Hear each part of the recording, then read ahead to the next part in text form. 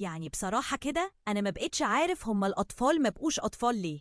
امبارح جالنا استدعاء ولي أمر من الحضانة بتاعت عمار ابن خالي، فلقيت خالي بيتصل عليا وبيقول لي إن أنا أروح مع الواد الحضانة علشان هو في الشغل ومش هيعرف يروح، وأشوف الواد عمل إيه. عيب اسم سيدنا محمد يعدي عليك ومتعملش إعجاب ولا حتى تصلي عليه في الكومنتات.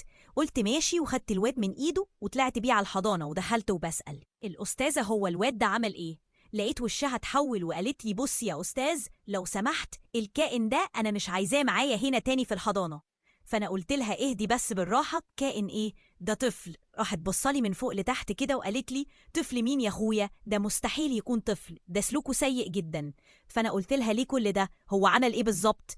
قالت لي كل شوية يروح يبوس زميلته بالعافية ويفضل يجري وراها وهو بيقول لها أنا بحبك يا بت. ولما جيت زعقته وقلت له ان كده عيب راح قال لي هو انت علشان مش لاقي حد يبوسك فمتغاظه مني.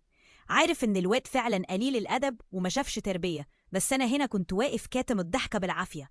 وانا دلوقتي ما بقتش فاهم ازاي بطفل